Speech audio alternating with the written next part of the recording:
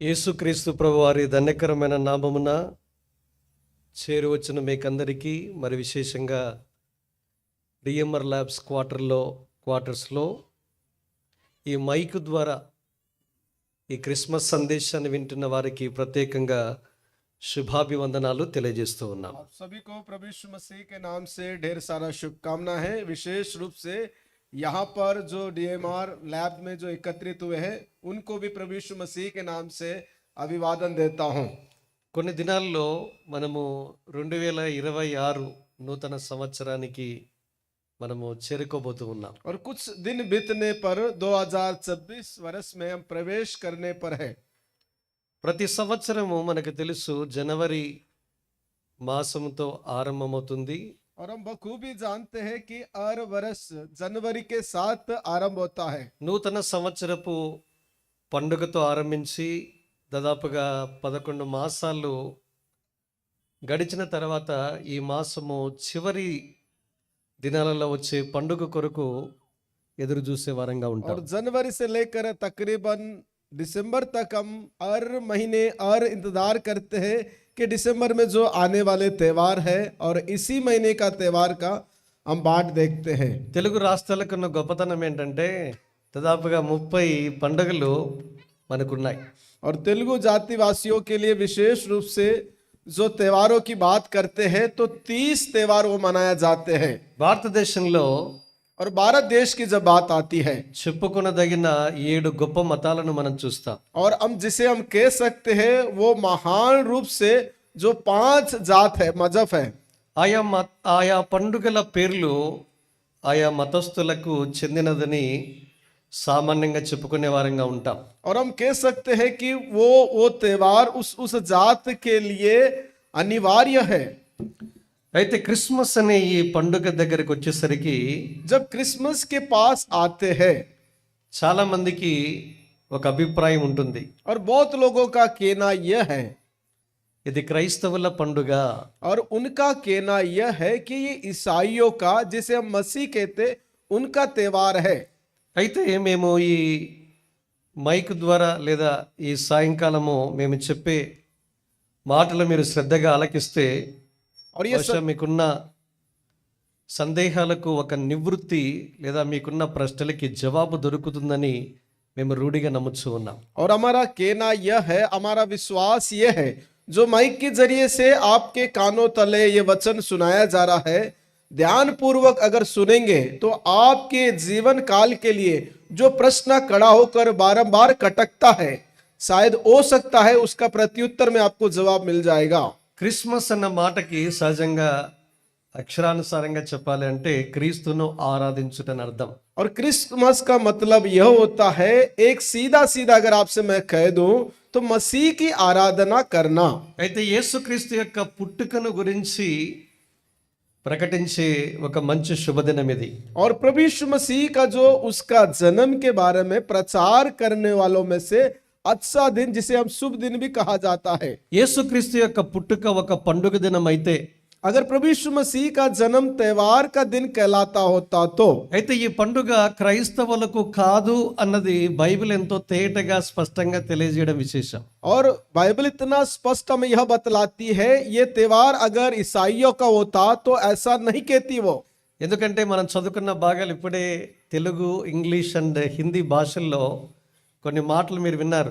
और अभी तक आपने 3 भाषाओं में पढ़ा था, जो बाइबल के वचन में से पढ़वाकर आपको सुनवाया भी गया था।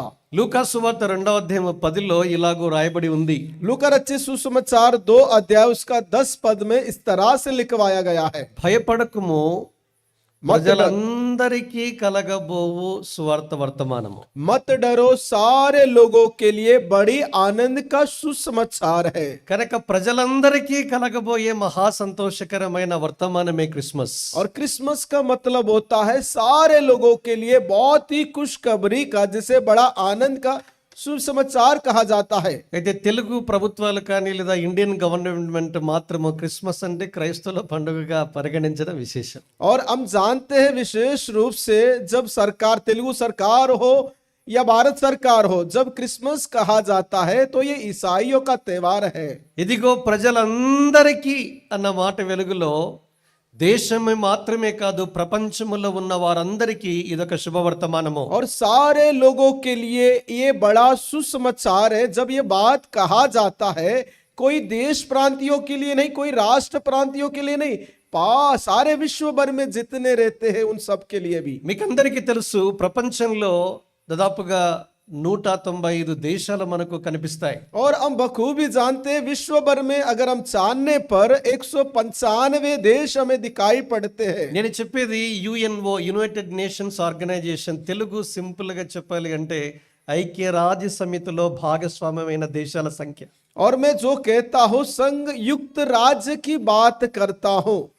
అయితే ఐక్యరాజ్య సమితిలో భాగస్వామ్యముగా లేని దేశాలు ఇంకొక 100 ఉంటాయి. हो सकता है जो संघ युक्त राज्य में जो शामिल ना होने वालों देशों में से कुछ ऐसे देश है जिसे अभी तक जोड़ा नहीं गया. కనుక దగ్గర దగ్గర 280-290 దేశాలు ప్రపంచంలో మనకు కనిపిస్తాయి. और विश्व भर में तकरीबन 280 से लेकर 290 तक देश हमें दिखाई पड़ते हैं. ఈ ప్రపంచ దేశాలలో ఉన్న వారందరిని ఉద్దేశించి లూకా 2:10 మనకు సెలవిచ్చే మాట ఏంటంటే ఇదిగో ప్రజలందరికీ అని అర్థం.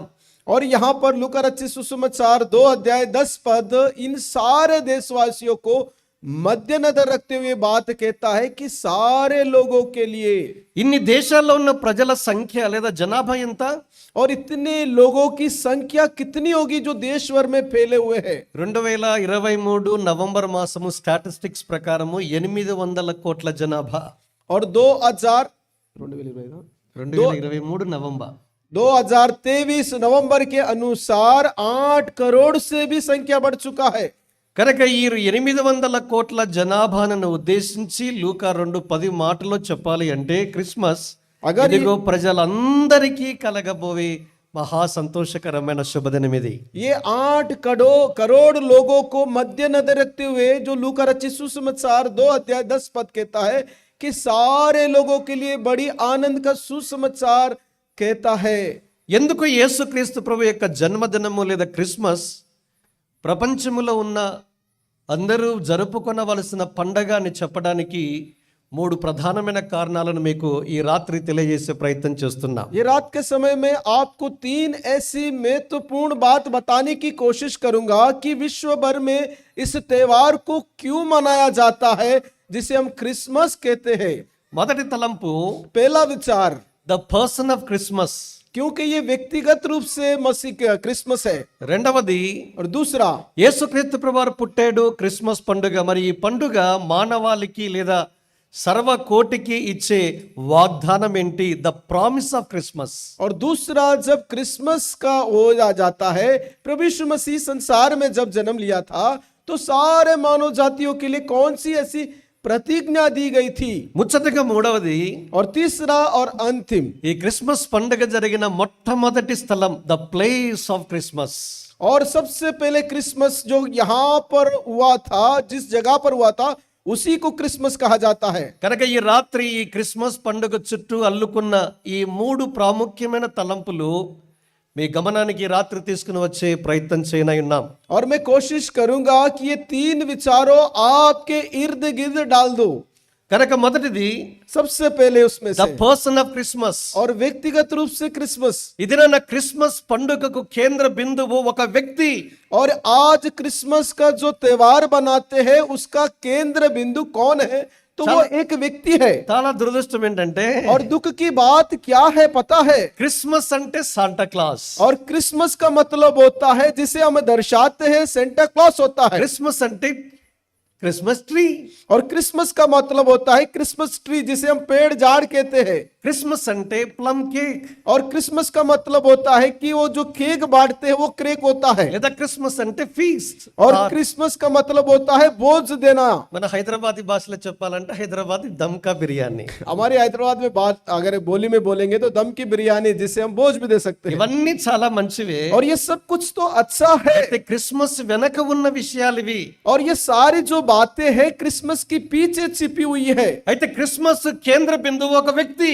पर क्रिसमस का जो केंद्र बिंदु है वो एक व्यक्ति है ఆయనే యేసుక్రీస్తు ప్రభువారు. और उसी का नाम प्रभु यीशु मसीह है। మీరు చూడండి లూకా 2:11 నా వెనక వ్రాయబడిన మాటను మీరు గమనిస్తే एक बार आप ध्यान दीजिए, मेरे पीछे लिखवाया गया लूका रचित सुसमाचार 2 अध्याय 11 पद में, ఆ వ్యక్తికి పూర్తి పేరు వ్రాయబడడం విశేషం. और उस व्यक्ति का नाम पूरा नाम जोड़कर लिखवाया गया है। ये सबसे खासियत है। ఒకటికి రక్షకుడు అని అర్థం ఇచ్చే యేసు, और एक तो उद्धारकर्ता यीशु, రెండు ప్రభువు, और दूसरा प्रभु है, మూడు క్రీస్తు. और तीसरा मसीह है। ఆయన పూర్తి పేరు యేసు క్రీస్తు ప్రభువు. और उसका पूरा नाम मसीह यीशु प्रभु है।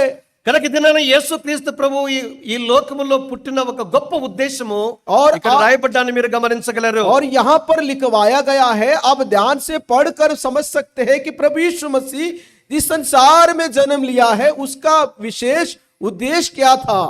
క్రిస్మస్ కేంద్ర బిందు ఒక వ్యక్తి, ఆ వ్యక్తే యేసు క్రీస్తు ప్రభువు. और क्रिसमस जो केंद्र बिंदु है वही प्रभु यीशु मसीह है।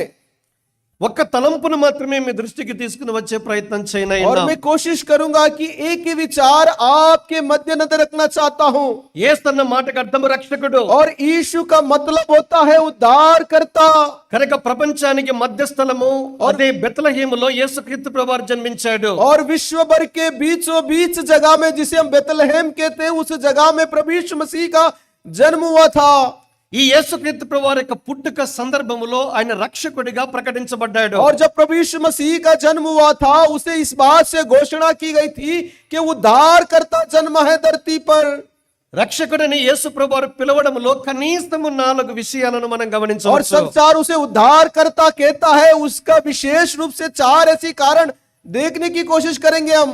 యేసు రక్షకుడైతే దేని నుంచి ఒక వ్యక్తిని లేదా నిన్ను నన్ను రక్షించగలడు? अगर प्रभु यीशु मसीह उद्धार करता है तो वो आपको और मुझको किन चीजों से कैसे बचा सकता है? మొట్టమొదటి విషయము सबसे पहली बात, లేఖనాలు సెలవిస్తూ ఉన్నాయి. और शास्त्र इस तरह से कहती है, మత్తయి సువార్త మొదటి అధ్యాయంలో మనం గమనించగలిగితే मत्ती रचित सुसमाचार पहला अध्याय में अगर हम ध्यान देंगे तो, ఏలయనగా మనకు శిశువు లేదా కుమారుడు జన్మించును, ఆయనకు రక్షకుడని యేసు అని పేరు పెట్టబడను. और हमें एक पुत्र दिया जाएगा, उसका नाम यीशु रखा जाएगा, जिसका मतलब होता है उद्धार करता, बचाने वाला। తన ప్రజలను వారి పాపముల నుండి ఆయన రక్షించును గనక ఆయనకు యేసు రక్షకుడని పేరు పెట్టబడను. वो अपने लोगों को उनके पापों से बचाएगा, इसीलिए उसका नाम उद्धार करता, जिसे बचाने वाला भी कहते हैं। కనుక ఈ దినాన సర్వ లోకములో ఉన్న ప్రజలందరూ కూడా ఈ పాపము అనే ఒక స్థితిలో పడిన వారిగా ఉన్నారు. और विश्व भर में हर एक मनुष्य ये जो पाप का नाम का जो चीज होता है उसके नीचे दबे हुए हैं। మీరంటారు ఎవరండి పాపులు? और आप अगर हमसे सवाल करेंगे तो कहेंगे कि पापी है कौन? ఒక మనిషికి ఇష్టము కాని పదం ఏదైనా ఉంది అంటే నువ్వు పాపి అంటే మనసు ఒప్పుకోదు. अगर कोई इंसान जिसे ज्यादा नफरत करता है, कोई ऐसा शब्द है तो सबसे पहले शब्द आता है वो पापी है।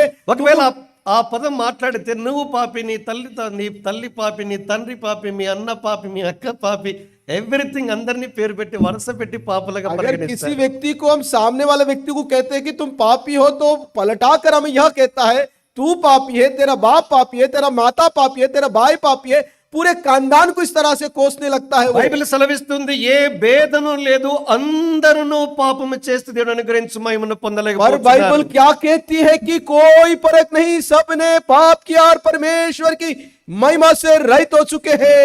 కనుక ఏ లింగ భేదము లేదు, స్త్రీ పురుష భేదము లేదు, कोई प्रकार का लिंग भेद नहीं, कोई स्त्री और पुरुष का भेदभाव नहीं, చదువు నిరక్షరాస్యుడన్న భేదం లేదు, और कोई पढ़ लिखा हो या ना पढ़ लिखा हो इसमें कोई भेदभाव नहीं, ధనవంతుడు పేదవాడన్న భేదం లేదు, ना अमीर ना गरीब, ना कंगाल ना गरीब, చిన్నవారు పెద్దవారన్న భేదం లేదు, और ना बड़ा ना छोटा, ఒక కులము ఇంకొక కులం అన్న భేదం కూడా और లేదు. एक जात और दूसरा जात में कोई भेदभाव नहीं, అందరూ పాపము చేసి ఉన్నారు. और सबने पाप किया है। కనుక పాపము చేసిన వ్యక్తిని రక్షించడానికే రక్షకుడిగా యేసుక్రీస్తు ప్రభువారు లోకంలో పుట్టారు. और पापी ने जिसने पाप किया, पाप से बचाने के लिए उद्धार करता, जिसे हम बचाने वाला कहते हैं, इस संसार में जन्म लेना पड़ा उसको। ప్రతి మనుషుడు పాపి అయితే పాపైన మనుషుని రక్షించవలసిన అవసరత ఏముంది? अगर मान लीजिए हर एक मनुष्य पापी है, पापी होने पर उस मनुष्य को बचाने की क्या आवश्यकता पड़ेगी, क्या जरूरत है? బైబిల్ సెలవిస్తూ ఉంది, बाइबल क्या कहती है इन सब के बारे పాపము में? వలన వచ్చు జీతము మరణము. और पाप की मजदूरी मृत्यु है। ఎప్పుడు? कब आती है सब? అప్పుడే. अभी आएगी वो। బైబిల్ ఇంగ్లీష్ లో చక్కగా the wages of sin is death not will be death. और अंग्रेजी में बहुत ही स्पष्ट तरीका है कि पाप की मजदूरी मृत्यु है, वो अभी है। కనుక ఇదిన మనుషుడు పాపి అయితే పాపములో ఉన్నాడు అంటే మరణములో ఉన్నాడని అర్థము. और पापी मनुष्य है इसका मतलब होता है कि मनुष्य अभी ही पाप में अपना जीवन व्यतीत करता जा रहा కనుక है। ప్రతి మనుషుడు పాపిని చెప్పగలిగితే, अगर कह सकते हैं कि हर एक मनुष्य पापी है तो ఇలాంటి పాపము నుంచి రక్షించవలసిన ఆవశ్యకత ఎంతైనా ఉంది. और ऐसा पापी होने पर भी हर एक मनुष्य को पाप से छुड़ाना बहुत ही अवश्य है। ఒక పాపిని రక్షించాలి అంటే ఆ వ్యక్తికి ఉండవలసిన సుగుణం ఏంటంటే పాపము లేనివాడుగా ఉండాలి. अगर एक व्यक्ति को पाप से छुड़ाना है तो बचाना है तो सबसे पहले दूसरा व्यक्ति किस प्रकार के गुण पाना चाहिए कि उसके अंदर किसी प्रकार का पाप नहीं होना चाहिए। కనుక లోకంలో పుట్టిన వారందరూ పాపులైతే, पर जब संसार में जितनों ने जन्म लिया वे सब के सब पापी है, तो पाप निकालेगा कौन? ఒక పాపి మరొక పాపి యొక్క పాపాన్ని క్షమించలేడు. क्या कोई एक पापी दूसरा पापी का पाप निकाल सकता है?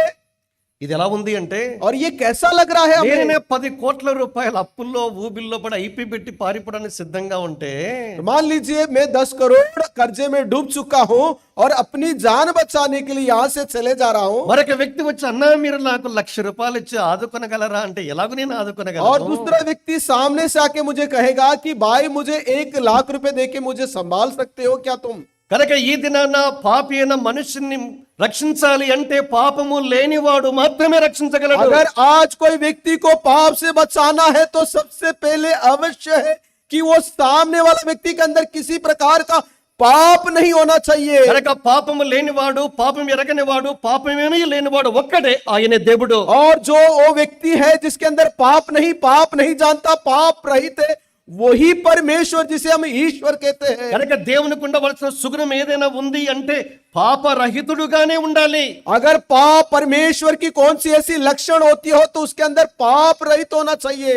కనుక ఈ దినాన దేవుడు పరలోకము నుంచి నీ నా స్థితిని ఎరిగి పాపము నుంచి రక్షించడానికి పాపము లేనివాడుగా యేసుక్రీస్తు ప్రభువారు లోకంలో పుట్టడానికి और అనుమతించాడు. परमेश्वर ने जब स्वर्ग से हम सबको निहारा तो परमेश्वर ने हम सबको पापी पाया था, इसीलिए स्वर्ग छोड़कर आपको और मेरे पापों को निकालने के लिए धरती पर आवरण हुआ हो। అందుకే దేని యొక్క వాక్యం సెలవిస్తూ ఉంది, without controversy great is the mystery of godliness. నిరాక్షేపముగా దైవభక్తిని గూర్చిన మర్మము గొప్పది. और इस तरह నిరాక్షేపముగా దైవభక్తిని గూర్చిన మర్మము గొప్పది. 1 తిమోతి 3:16. और पहला तिमोथी 3:16 के अनुसार लिखा गया है कि बिना कहे पाप की क्षमा होना मुमकिन है। ఏంటి గొప్ప మర్మము? और ये कौन सा भेद है बड़ा? God was manifested in the flesh. और परमेश्वर मनुष्य बनकर देहधारी उसने जन्म लिया, ये बहुत बड़ी भेद है।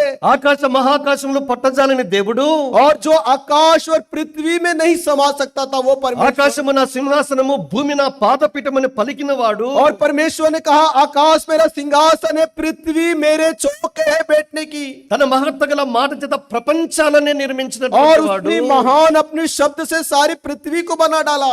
సామాన్యమైన ఒక కన్యక గర్భములో నుండి పాపరహితుడిగా భూమి మీదకి వచ్చాడు. That is Christmas. और एक ही आम रीति से एक कुंवारी के गर्भ से प्रभु यीशु मसीह इस संसार में जिया है, उसी को ही क्रिसमस कहा जाता అందుకే है। యేసుని గురించి 1 కొరింథీ 5:21 హీ న్యూ నో సిన్.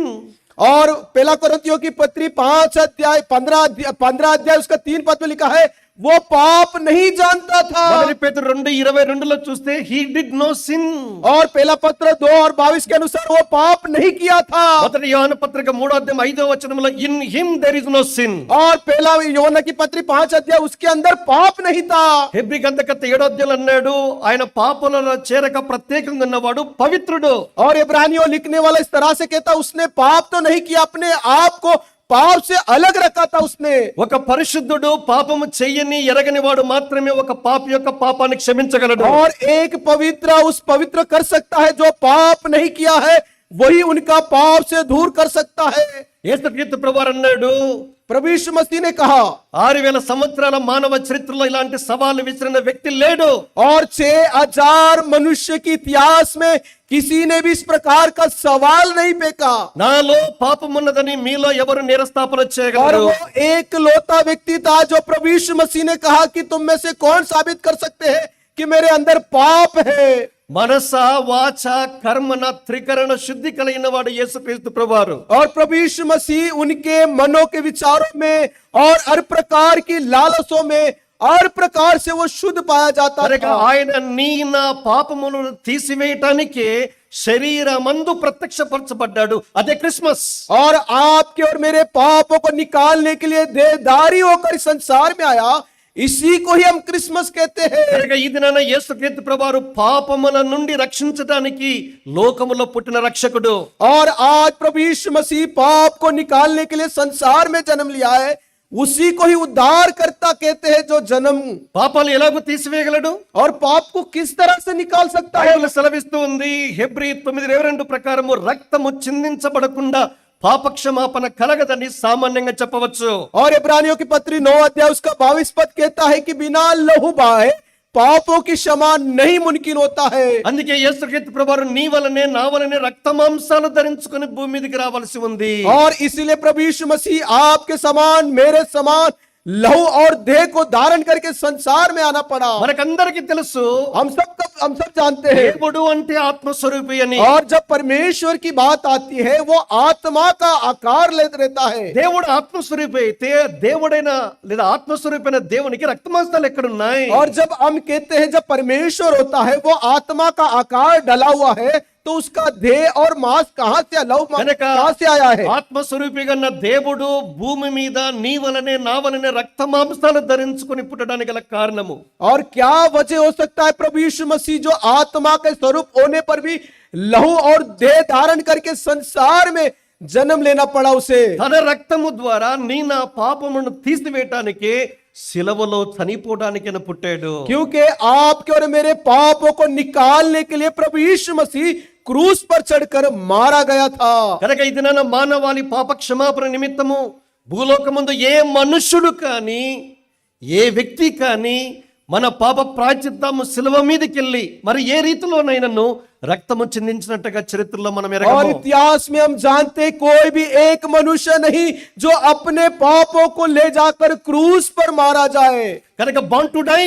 और वो इसीलिए जन्मा कि मारा जाए इसके लिए। కనుక దేవుడే నీ వలనే నా వలనే సశరీరుడుగా ప్రత్యక్షము కాకపోతే శిలువ మీదకి వెళ్ళడం అసాధ్యము. अगर प्रभु यीशु मसीह आपके समान मेरे समान देहधारी संसार में जन्म ना लेता तो क्रूस पर चढ़ना मुमकिन हो जाता था। కనుక యేసు రక్తము ప్రతి పాపము నుంచి నిన్ను నన్ను కడిగి పవిత్రపరుస్తుంది. इसलिए प्रभु यीशु मसीह का लहू आपके और मेरे सारे पापों को धो के शुद्ध करता है। కనుక మొదటిది పాపముల నుండి రక్షించడానికి క్షమించడానికి ఆయన నీ కొరకు నా కొరకు రక్షకుడిగా లోకంలో పుట్టాడు. और वो उद्धार करता इसलिए संसार में जन्म लिया कि आपके और मेरे पापों को निकालने के लिए, क्षमा करने के लिए, शुद्ध करने के लिए। మరి రెండవ సంగతి और दूसरी बात, ఆయన మరణము నుంచి నిన్ను నన్ను రక్షించవలసి ఉన్నది. और वो आपको और मुझको मृत्यु से बचाना जरूरत पड़ी थी। గంధక 5:7 యేసుక్రీస్తు ప్రభువారి గురించి రాయబడిన మాట తన్ను మరణము నుండి రక్షింపగలవానికి. और इब्रानियों की पत्री 9 अध्याय 2 पद में इस तरह से कहता है कि वो अपने मृत्यु से बचाने वालों को। ఇది ప్రతి మనుష్యుడు ఎరుగును పుట్టిన ప్రతివాడు గిట్టక తప్పదని. और हर एक मनुष्य बखूबी जानता है जो भी धरती पर जन्म लेता है उसको एक दिन धरती छोड़कर चले जाना है। అరే పుడుతున్నాడు అంటే దానికి కారణాలు ఉన్నాయి. और वो जन्म ले रहा है उसका कारण हो सकता है कि మరి क्यों जन्म ले रहा है। మరి మనిషి ఎందుకు చనిపోతున్నాడు? पर वो मरता क्यों है, मर क्यों जा रहा है मनुष्य? ఇది ప్రశ్నార్థకం. और ये हमारे लिए सवाल बना रहेगा सदा के लिए। నీకు తెలుసు ద్వైతం అద్వైతం అనే ఈ కాన్సెప్ట్స్ ఫిలాసాఫికల్ కాన్సెప్ట్స్ అంటేమో స్వామి దయానంద సరస్వతి దగ్గరికి వెళ్ళి ఒకరు ఈ ప్రశ్న అడిగారు. और स्वामी दयानंद के पास इस तरह से उन्होंने सवाल खड़ा किया था।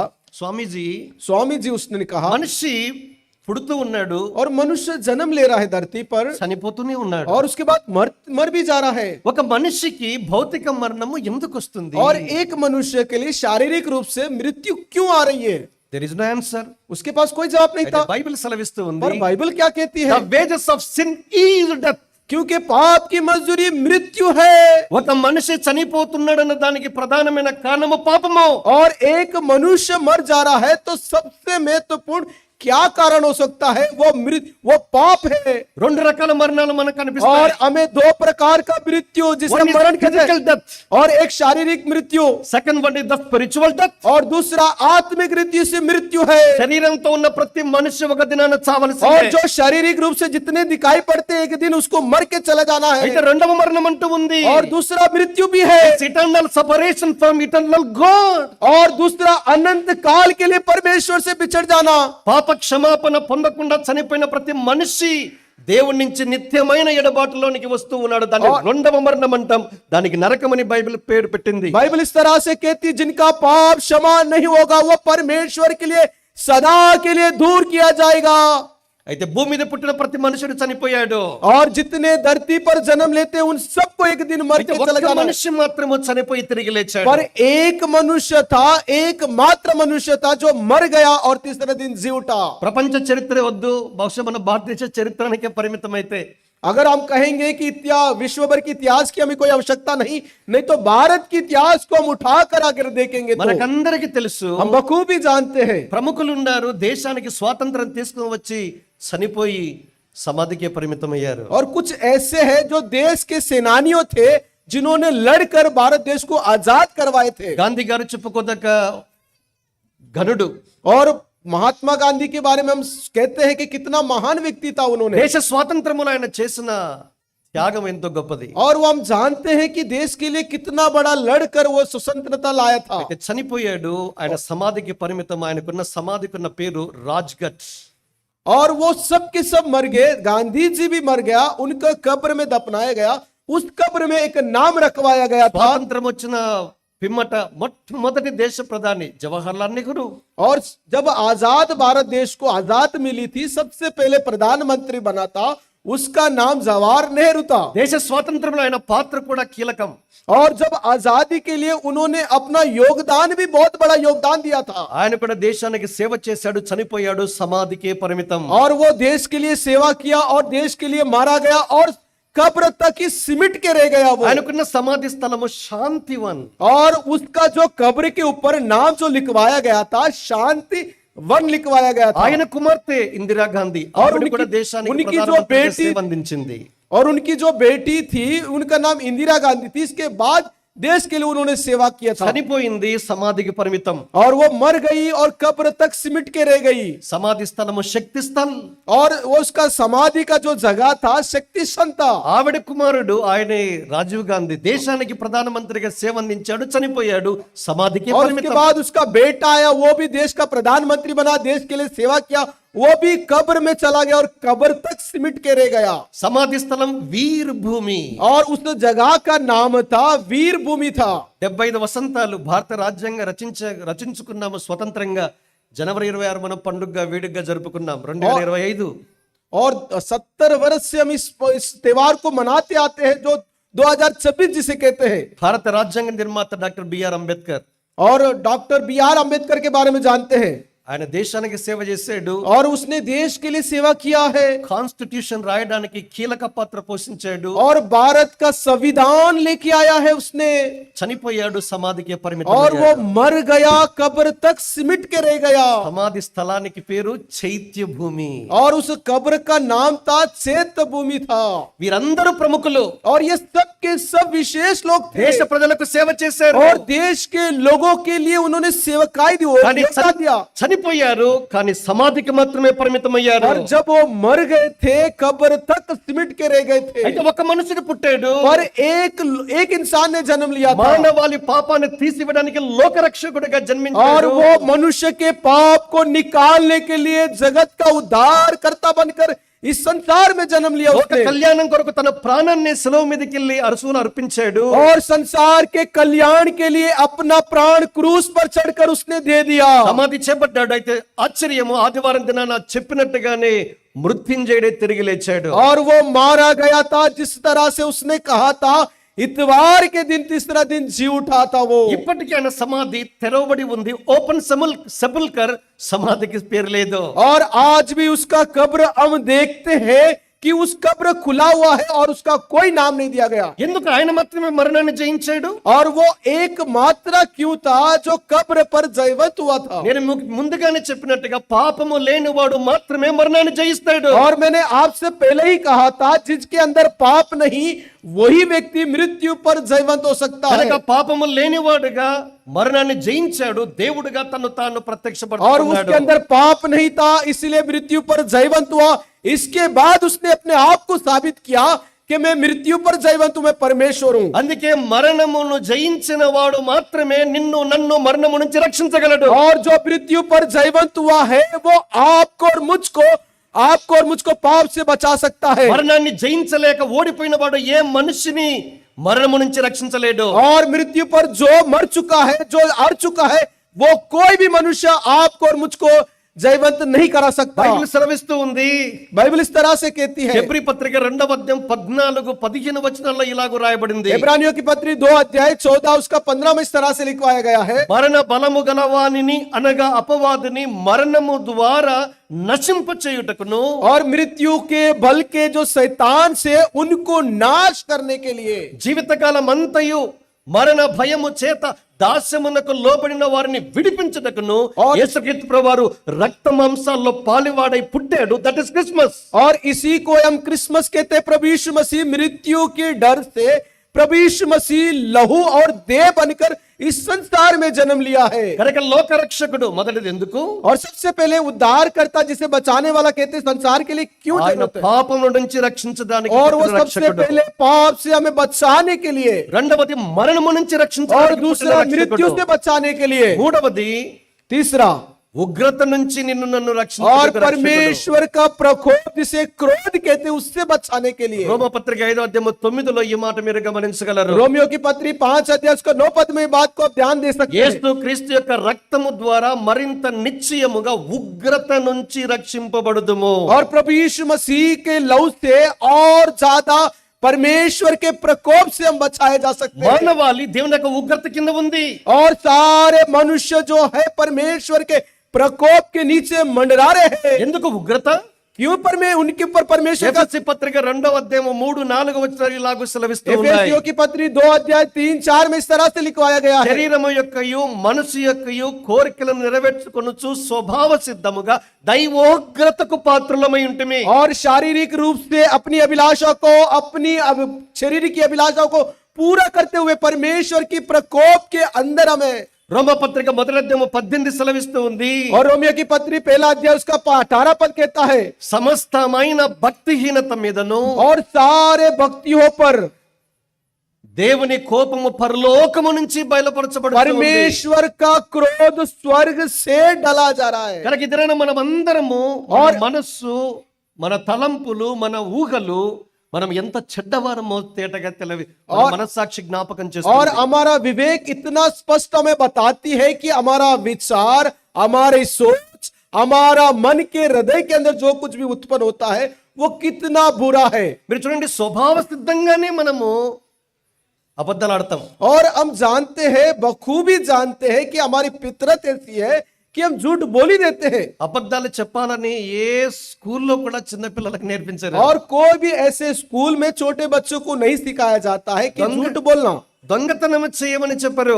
और उसे यह भी नहीं सिखाया जाता है कि चोरी करना, మోసం చేయమని కూడా చెప్పారు. और उसे यह भी नहीं सिखाया जाता है किसी के साथ ठगना। మనము స్వభావాన్ని అనుసరించి ఇవి చేసే వారంగా ఉన్నాము. అందుకే స్వభావ సిద్ధంగానే మనము దైవోగ్రత और हमारी फितरत ही ऐसी है, इसीलिए है परमेश्वर का क्रोध हम पर मंडरा रहा है। ఇలాంటి దైవ ఉగ్రత నుంచి నిన్ను నన్ను రక్షించటానికి యేసుక్రీస్తు ప్రభువారు భూలోకంలో పుట్టాడు. और इस प्रकार का ईश्वर का प्रकोप से आपको और मुझको बचाने के लिए प्रभु यीशु मसीह जो परमेश्वर का पुत्र होते हुए संसार में उसने जन्म लिया है। నాలుగవదిగా బైబిల్ సెలవిస్తూ ఉంది, और चौथा बाइबल इस तरह से कहती है, లూకాసు వార్త మొదటి అధ్యాయం 68-75 వచనాలు తెలుగులో కలిసి ఉన్నాయి. और लूका रचित सुसमाचार 1 अध्याय 38 और 68 और 70 में इस तरह से लिखा है, మన శత్రువుల నుండి हमारे शत्रुओं से, మనలను ద్వేషించు వారి చేతి నుండి తప్పించి మనలను రక్షించుటకు. जो हमसे द्वेष रखते उनके हाथों से छुड़ाने के लिए, కనుక మన శత్రువు నుంచి నిన్ను నన్ను తప్పించాలి, రక్షించాలి. और उनसे हमें बचाना है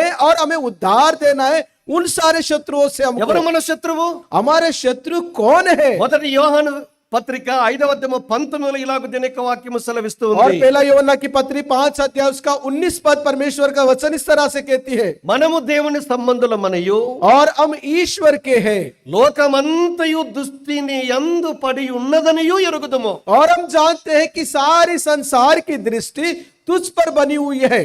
కనుక ఇది నాన్న మనమందరము అపవాది చేతిలో और हम सब के सब शत्रु यानी कि शैतान के हाथ के नीचे, బందీలుగా దాసులుగా దాసురాండ్రుగా ఉన్నాము. और हम बंधन में बंधे हुए हैं, दास और दासनी हो चुके हैं। అక్కడ రాయబడింది చేతి నుండి తప్పించిన, చేతుల్లో ఉన్నాం.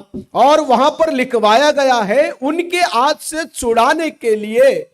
20 years బ్యాక్ 20 సంవత్సరాల క్రితము और 20 वर्ष पहले ఒక పోస్టర్ చూశాను, और मैंने एक पोस्ट देखा था గోడ మీద అంటించారు. और वो दीवार पर लगा हुआ था, అస్థి పంజరం ఉంది, స్కెలిటన్ అంటాం కదా, और वहां पर कुछ कंकाल लगा हुआ था, ఒకటి పుర్రే స్కల్, और उस कंकाल में सबसे पहले कोपड़ा दिख रहा था, 2 చేతులు ఉన్నాయి. और उसके 2 हाथ थे।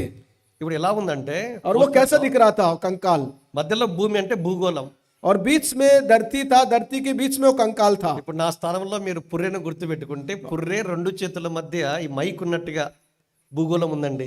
और मान लीजिए एक कोपड़ा था, खोपड़ी के बीच में 2 हाथ दिखा था, जिस तरह से कैसा दिख रहा था कि एक धरती के समान दिख रहा था वो कंकाल। కనుక లోకమంతయు और सारा संसार శత్రువైన అపవాది చేతిలో ఉంది. और शत्रु जिसे हम शैतान कहते हैं उसके हाथ के नीचे पूरा संसार है। చూడండి, లోకంలో ఏ న్యూస్ పేపర్ చూడు, ఏ టెలివిజన్ చూడు, ఏ స్మార్ట్ ఫోన్ చూడు, ఏ యూట్యూబ్ చూడు, और संसार में अब चाहे किसी भी अखबार उठाकर पढ़ लो, कौन सी भी मोबाइल चालू कर लो, चाहे कुछ भी देख लो, वहां पर हमें क्या नजर ज्यादा आता है? Crime crime crime. और वहां पर एक ही चीज हमें ज्यादा नजर आता है, रोना रोना रोना। వయసుకు చేసే పనులకు సంబంధం ఉండదు. और ये जो कुछ भी करता है उम्र से और कोई लेना देना नहीं है। కనుక అక్రమము, అన్యాయము, అవినీతి పెచ్చరిల్లగల కారణం అదే. और वहां पर हम देखते हैं कि कुकर्म बढ़ गया है, आज्ञा ना करने का बढ़ गया है, और हर प्रकार की इस प्रकार की कामें करते चले जा रहे हैं। 2వ తిమోతి పత్రిక 2వ అధ్యాయం 24-26 వచనాలు ఇలాగూ రాయబడింది. और दूसरा तीमुथियों की पत्री 2 अध्याय उसका 24 और 25 में इस तरह से लिखवाया गया है। సాతాను తన ఇష్టము చొప్పున చెర పట్టిన వీరు అని और రాయబడింది. वहां पर लिखा है कि शैतान ने अपनी इच्छा के अनुसार इनको पकड़कर बंदीगों में लेके కనుక गया है। మనందరము సాతాను చెరలో ఉన్నాము, और हम सब के सब शैतान के बंदीगों में ఉరిలో बंधे हुए हैं, ఉన్నాము, ఉరిలో ఉన్నాము, और उसके बंधन में बंधे हुए हैं, దాసులుగా దాసురాండ్రుగా మగ్గిపోతూ ఉన్నాము. और दास और दासनी बनते जा रहे हैं। శత్రువు शैतान जो है తనకి ఇష్టము కాని వారిని తీసుకెళ్తే ఏం సుఖంగా చూపడు. अगर वो जो चाहता है उसी को ले जाएगा तो उससे वो प्रसन्न नहीं होता शैतान। ఎగ్జాంపుల్, मैं आपको उदाहरण बताना चाहता हूं। ఇశ్రాయేలు పౌరులు और इजराइलियों के जो सूरवीर थे, యూదుల పండగ చేసుకుంటున్నారు. और यहू- అక్టోబర్ లో జరిగింది ఇన్సిడెంట్. और ये उनके बीच में हुआ था, यहूदियों का पर्व मनाया जा रहा था। హమాస్ తీవ్రవాదులు और अमाज जो थे वहां पर जो हमला करने वाले थे, దొమ్మిగా పడ్డారు, और वहां पर टूट पड़े थे, మొత్తం అందరిని తీసుకెళ్ళారు. और सब कुछ लेके गए थे, అందరూ చెరలోనికి వెళ్ళారు. और सब लोग बंधन में बंधे हुए ले गए थे। దానికి ఇశ్రాయేలు ప్రభుత్వం ఒక గొప్ప యుద్ధమే చేయాల్సి వచ్చింది. और उनके लिए इजराइल के सरकार ने बहुत बड़ा युद्ध का ऐलान करना पड़ा। మీరు బాగా గమనించారు లేదో, और वहां पर आप ध्यान दिया है कि नहीं दिया है? ఒక వ్యక్తి శత్రువుని యొక్క చేతులోనికి వెళితే వాని ఇష్టము చొప్పున చేస్తాడు. अगर एक व्यक्ति एक शत्रु के हाथ में पकड़ के ले जाएंगे तो वो अपनी इच्छा के अनुसार उनके साथ बर्ताव करेगा, ఏ స్వేచ్ఛ గాని ఏ స్వాతంత్రము కానీ ఉండదు. और उसके लिए किसी प्रकार की आजादी नहीं रहेगी, अपनी मन के अनुसार वो जीवन व्यतीत नहीं कर पाएगा। आगे बढ़- వీటన్నిటికీ పైగా అపవాది ఈ లోక అధికారి క్రింద నీవు నేను చెరలో ఉన్నప్పుడు వాని ఇష్టము చొప్పున మనము స్వకీయమైన దురాశను అనుసరించి నడుచుకుంటూ పాడైపోయిన వారము చెడిపోయిన వారు और इसी के नीचे हम अपनी इच्छा के अनुसार अपनी स्वयं विलासा को जीवन व्यतीत करने के लिए अपना जीवन उड़ाते चले जा रहे हैं। కనుక ఇలాంటి శత్రువు చేతిలో నుంచి తప్పించి రక్షించటానికి లోక రక్షకుడిగా యేసుక్రీస్తు और ప్రభువు इस పుట్టాడు. प्रकार के शैतान जिसे शत्रु कहते हैं उनसे बचाने के लिए जगत का उद्धार करता इस संसार में आना पड़ा। శత్రువును జయించాలి అంటే अगर शत्रु पर हमें जयवंत होना है तो హెబ్రీ 2:14-15 అనుసరించి और इब्रानियों की पत्री 2 और 14-15 के अनुसार మరణానికి మరణమే జవాబు. और मृत्यु के लिए मृत्यु ही जवाब दे सकता మరణ है। బలము కలిగిన శత్రువును జయించాలి అంటే మరణము ద్వారా యేసుక్రీస్తు अगर ప్రభువు मृत्यु ఓడించాడు. पर जो ताकतवर है उस पे हमें जयवंत होना है तो उसी जयवंत उसी सामर्थ्य की आवश्यकता కనుక पड़ती है। యేసుక్రీస్తు ప్రభు వారు శిలవ మీద చనిపోయి సమాధి చేయబడి తిరిగి లేచుట ద్వారా और प्रभु यीशु मसीह क्रूस पर मारा गया, दफनाया गया और तीसरा दिन जी उठने की वजह से ప్రధానులను అధికారులను అపవాదిని నిరాయుధునిగా చేశాడు. और वहां पर अधिकारी थे, प्रधान थे, वहां पर जितने लोगों को वहां पर उन्होंने कुचल डाला శిలవ జయోత్సాహము చేత పట్టి తెచ్చి బాహటంగా వేడుకగా और కనపరిచాడు. क्रूस की जयवंत की उत्साह में उन सबको पकड़कर बाहर लेके आया ఆయన मरणము ద్వారా అపవాదిని ఓడించాడు. और उसकी मृत्यु के जरिए से शैतान को वहां पर हराया ఇతరుల परमेश्वर। సాతాను మన కాళ్ళ కింద శీఘ్రముగా చితక త్రొక్కించడానికి और శిలవలో ఓడించాడు. और परमेश्वर ने क्रूस पर उनको हराया, इसीलिए परमेश्वर चाहता था कि शैतान अपने पैरों के तले शीघ्र कुछ वलवा दे। అంధకార సంబంధమైన అధికారము నుంచి నిన్ను నన్ను విడిపించి తాను ప్రేమించిన తన కుమారుడు యేసుక్రీస్తు యొక్క రాజ్య నివాసులుగా దేవుడు చేశాడు. और परमेश्वर ने अंधकार जो अंधकार के अंदर बसे हुए थे उनसे छुड़ाने के लिए आपको और मुझको परमेश्वर के उस ज्योति राज्य में हमें बनाने के लिए। కూర్చున్న నీవు కావచ్చు, ఈ మైక్ ద్వారా వింటున్న వ్యక్తి అయిన నీవు కావచ్చు, और यहाँ पर बैठकर सुनते आप क्यों ना हो और बाहर जाकर आप सुनते हो ना आप क्यों ना हो। నిన్ను ఈ శత్రువు యొక్క చెర నుంచి और దాని కబంధ హస్తాల నుంచి విడిపించగలిగిన శిలవ శరణాగతుడు గతుడవై రాగలిగితే, యేసు ప్రభు వారి దగ్గరికి రాగలిగితే అగర్ గొప్ప విడుదల, స్వేచ్ఛ, స్వాతంత్రాన్ని ఆత్మీయంగా నీ జీవితంలో అనుభవిస్తావు. और अब आध्यात्मिक रीति से और इस प्रभु यीशु मसीह के पास आएंगे, क्रूस के पास आएंगे, जो शत्रुओं के बंधन से बंधे हुए उनसे छुड़ा सकते हैं आप। మనలను జయించిన వ్యక్తి చేతుల్లో నుంచి విడిపించి నిజమైన జయాన్ని, నిజమైన స్వాతంత్రాన్ని యేసుక్రీస్తు ప్రభువారు ఇవ్వటానికి ఆయన 2025 సంవత్సరాల క్రితము క్రిస్మస్ ఆ పండుగ పర్వదినాన జన్మించాడు.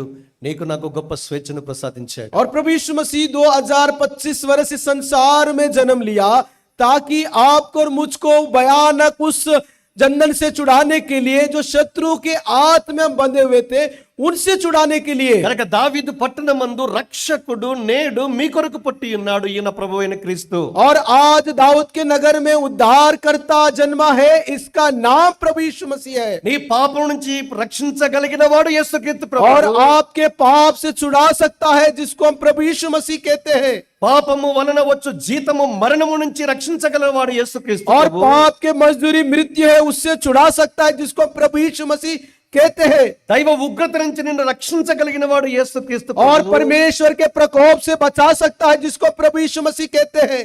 నీ లోకాధికారి శత్రువు నుంచి నిన్ను రక్షించగలిగిన వాడు యేసుక్రీస్తు और ये ప్రభువు. संसार के अधिकारों से आपको बचा सकता है, उसका नाम प्रभु यीशु मसीह है। ఈ రక్షకుడు నిన్ను కూడా ఈ రాత్రి రక్షించాలని और ये ఇష్టపడి उद्धार करता बचाने वाला आज चाहता है कि वो आपको भी बचा ले। ఈ రాత్రి ఈ శుభవర్తమానాన్ని నీ యొద్దకు और ये తీసుకుని खुशखबरी है रात के समय आपके पास लेके आया परमेश्वर ने। కనుక ఈ రక్షకుడు ये उद्धार నేటికి करता సజీవుడై ఈ సజీవమైన వాక్యం ద్వారా నీతో మాట్లాడుతూ ఉన్నాడు. और ये उद्धार करता जीवित है, जीवित वचन के जरिए से ये रात के समय परमेश्वर आपसे बात करता है। కనుక 3 విషయాల్లో ఒక తలంపును ఇప్పటికే మనం ధ్యానించాం. और 3 ऐसे विचार, उनमें से एक बात पर हमने मनन किया है। The person of Christmas is our Lord and Savior Jesus Christ. और पहला हमने व्यक्तिगत उद्धारकर्ता जो क्रिसमस मानते हैं प्रभु यीशु मसीह। రెండవ తలంపు, और दूसरा विचार, what is the promise of Christmas? और क्रिसमस का जो प्रतिज्ञा है वो क्या है। యేసుక్రీస్తు ప్రభువారు పుట్టాడు. प्रभु यीशु मसीह जन्म लिया है ఏంటి వాగ్దానము, और సందేశము? प्रतिज्ञा क्या दिया गया है। What is the core message or the core promise of Christmas? और क्रिसमस का मुख्य उद्देश्य क्या था, क्या कहना चाहता था। లూకా 2:10 ప్రకారము ఫియర్ నాట్. और लूका रचित सुसमाचार 2 और उसका 10 के अनुसार मत डरो, భయపడకుము. मत डरो. మీరు చూడండి, आप देख सकते हो ప్రపంచంలో विश्व भर में 500 రకాల భయాలు ఉన్నాయి. और 500 प्रकार के भय पाया जाता है जिसे हम डर भी कहते हैं. ఇంగ్లీష్లో మాత్రమే చెప్తాను, ఎందుకంటే తెలుగు తర్జుమా చేయనకల్లా DSM-5 ఉంటాం, diagnostic and statistical manual for mental disorder 5th edition by American psychiatric association. इतने प्रकार के डर पाया जाता है संसार में. కనుక అమెరికా నిపుణులు సైకియాట్రిస్ట్ అంటాం. और वो मनोचिकित्सक जो अमेरिका के बहुत ही प्रख्यात थे, అన్ని రకాల ఫోబియాస్ని వాళ్ళు స్టడీ చేశారు. और हर प्रकार की उन्होंने जांच पड़ताल किया. ఎన్ని ఉన్నాయి? कितने हैं? More than 500. और तकरीबन 500 है. ప్రముఖుల నుంచి సామాన్యుల వరకు ఈ భయాలు ఉన్నాయి. और एक सादा एक आम लोगों से लेके एक मुख्य तक. మనకు తెలుసు బ్రిటిష్ రాణి ఎలిజబెత్, క్వీన్ ఎలిజబెత్, और हम जानते हैं ब्रिटिश की जो रानी थी एलिजाबेथ, ఆమె ఉన్న ఉద్యానవనము, తనున్న బంకింగ్హామ్ ప్యాలెస్ చుట్టూ और ఉద్యానవనం ఉంటుంది. उसके जहाँ जो महल था उसके इर्द गिर्द जो बगीचा था, ఒక పుష్పాలు మాత్రం వేయద్దని చెప్పింది ఆవిడ. और उसने कहा कि एक फूल नहीं डालना वहां पे. ఏంటో తెలుసా అండి? और वो कौन सा फूल था? రోజా పుష్పాలు. और उसका नाम रोज फूल था.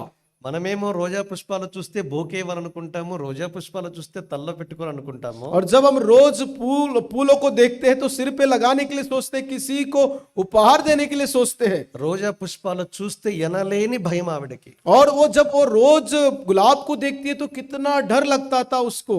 బ్రిటిష్ వారికి ఉన్న పేరు ఏంటంటే और ब्रिटिश को क्या नाम दिया गया था? రవి అస్తమించని మకుటము లేని సామ్రాజ్యం. जहां सूरज अस्तम नहीं हो सकता है, जहां ढल नहीं सकता. అంటే అడుగుపెట్టిన ప్రతి స్థలాల్లో వాళ్ళు పరిపాలన చేశారు. और जहां कहीं वो अपना कदम रखते थे वहां पर अपनी राज करते थे वो लोग. మనకు కూడా 200-250 సంవత్సరాలు నిజంగా మనం బాధపడ్డాం. और 200 साल तक हमने बहुत सारा खेद उठाया था. దేశాలని సంపాదించుకున్న ఈవిడకి और इतने రోజా పుష్పాలు చూస్తే భయం అంటే సిల్లిగా లేదండి? और ये कितना हंसने की बात है, पूरे देशों पर जयवंत होने वाली एक फूल देखकर इतनी डरती है, जिसको एलिजाबेथ कहा जाता है. వైద్య పరిభాషలో अगर बाहर से हम कहेंगे तो, ఎకెంతోఫోబియా అంటారు దాన్ని. और उसको एक प्रकार का डर कहा जाता है. నెపోలియన్ బోనాపార్టే ఫ్రెంచ్ రెవల్యూషన్ కి నాంది పలికినవాడు. और इस प्रकार से उन्होंने कहा था, French revolution, Prince revolution, French విప్లవం. और उसका जो विकास था. ఈ నెపోలియన్ బోనాపార్టే ప్రపంచాలను గడగడలాడించిన వాడు. और उसने पूरे विश्व भर को कपाया था. పిల్లులు చూస్తే భయం అండి. और उसने जो छोटा सा बिल्ली देखे तो डर लगता है. సింహాలు చూస్తే భయపడాలి కానీ పిల్లులు చూస్తే భయం और शेर देखने में डर लगना चाहिए, बिल्ली देख के उसे क्यों डर लग रहा है? ఎయిల్రోఫోబియా అంటాం వైద్య और పరిభాషలో. उसको भी इस प्रकार का बीमारी कहा जाता है. సిగ్మైండ్ ఫ్రాయిడ్ అనే ఒక రచయిత ఉన్నాడు, famous father of psycho analysis గా పేరుగాంచిన వాడు. అంటే మనస్తత్వ శాస్త్రాన్ని రంగరించి పుస్తకాలు రాశాడు. और इस प्रकार के जो बहुत ही मुख्य एक था चिकित्सा, उन्होंने इस तरह से कहा.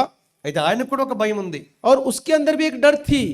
మనుషులను చూస్తే విపరీతమైన భయం. और जब इंसान को देखता तो अजीब और गजीब डर लगता था, बहुत ही डर लगता था उसे. పొరపాటున హైదరాబాద్లో ఉంటే, సార్ డిఎంఆర్ ల్యాబ్స్ క్వార్టర్స్ లో మీటింగ్ ఉంది, మీరు యూదుడు కదా, యూదా ప్రజల్లో నుంచి యేసుప్రభువారు పుట్టారు, మీరు వచ్చి మీ యూదుడైన యేసుప్రభువారి గురించి చెప్పండి అంటే, ఇట్లా జన సమూహాన్ని చూస్తే కాళ్ళు వణికిపోతాయి. దాన్ని అగరోఫోబియా అంటాం. और उन्हें इस प्रकार की बीमारी कहा जाता है. आप यहूदी हो ना, यहाँ पर हमने सभा का आयोजन करवाया, मेहरबानी करके हमारे बीच में आके सभा दे. ఇవన్నీ ప్రముఖులకున్న భయాలు. और ये सब कुछ जो है मुख्य लोगों के लिए है. మనకేమున్నాయి? हमें क्या है? ఫియర్ ఆఫ్ ఎగ్జామినేషన్ స్టూడెంట్స్, और जब हम एग्जाम देते हैं, जब ఫియర్ ఆఫ్ డిసీజెస్, వ్యాధులంటే భయం. और इस प्रकार का बीमारियों से डर लगता है.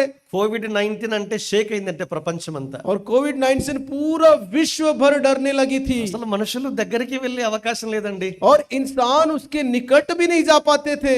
లక్షలు కాదు కదా, కోట్ల మంది చనిపోయారు. और हजारों के नहीं करोड़ों की संख्या में मर गए थे ఫియర్ ఆఫ్ ఫైనాన్సెస్, और ఆర్థిక లావాదేవీలు, इस प्रकार की आर्थिक समस्या से डर रहे थे భవిష్యత్ అంటే భయం, ఫ్యూచర్, ఫియర్ ఆఫ్ ఫ్యూచర్. और भविष्य के लिए वो डरते थे भविष्य में क्या होगा। ఇవన్నీ ఒక ఎత్తు అయితే और ये सब कुछ एक तरफ रखकर ఫియర్ ఆఫ్ డెత్, और ये जो है मृत्यु का डर, ఇదినా ఈ మరణం అంటే భయము లేని మనుషుడంటూ భూమి మీద లేడు.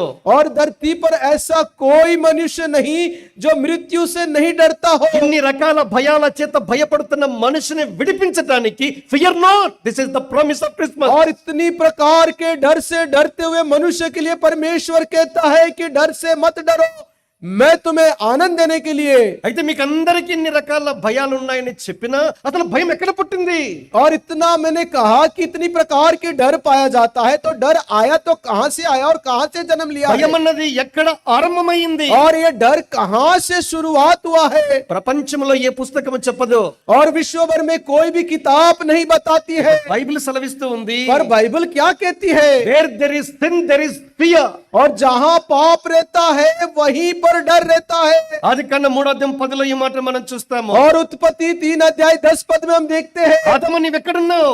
आदम तू कहां पर है? ఆదాము అన్నాడు, आदम ने कहा, అయ్యా తోటలో నీ స్వరము విని భయపడి దాగుకొంటిని. और वो कहता है कि श्रीमान मैं तुम्हारी आवाज सुनकर उस बगीचे के पीछे अपने आप को छिपा के रखा हूं। అంత మునిపేమో ఏదైనా తోటలో ప్రతి చల్లపూట దేవుడు రావడము, మాట్లాడము, డిస్కషన్ పెద్దగా జరిగింది. इससे पहले आदान की वाटिका में परमेश्वर संध्या काल में आता था, उससे बातें करता था और एक दूसरे के बीच में बातें होती थी। ఎప్పుడైతే దేవుని మాటను అతిక్రమించి అంటే ఆజ్ఞ అతిక్రమించాడో పాపం ప్రవేశించింది. పాపాన్ని బట్టి మనిషి హృదయంలోనికి భయం వచ్చింది. और जब उसने परमेश्वर का आज्ञा का उल्लंघन किया, आज्ञा उल्लंघन करने की वजह से पाप आया, पाप की वजह से उसके अंदर डर आ गई। ఇక్కడ కూర్చున్న నీకు ఏ భయమైన హృదయ అంతరంగంలో ఉంటే ఈ క్రిస్మస్ నీకు ఇచ్చే అభయము, వాగ్దానము ఫియర్ నాట్. अगर यहाँ पर बैठे हो, चाहे कहीं से भी सुनते हो,